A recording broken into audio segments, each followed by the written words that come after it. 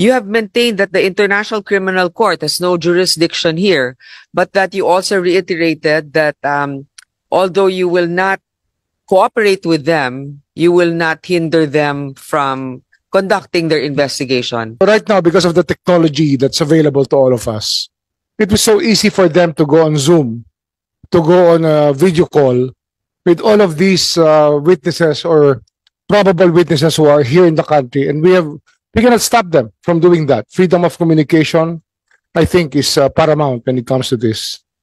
But when it comes to them going into the country, kung gusto nila pumasok dito upang manghuhuli at magpasagawa ng warrant na kanila pong na-issue po siguro ng ICC pagdating ng panahon, kailangan ho itong dumaan sa ating court system.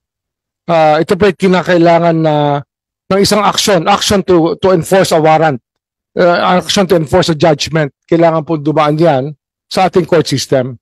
Kaya hindi ho namin pakikialaman kasi yan po trabaho na ng Interpol kung talagang gusto nilang habulin yung tao na nasasaktal. Yung sabihin natin, nag-issue po na warrant of arrest ng ICC, gusto mong enforce ng Interpol dito, pero para ho ito ay matuloy at hindi ho magkaroon ng kasuhan, kinakailangan pumunta muna sila sa korte natin. Yun po ang aming paningin.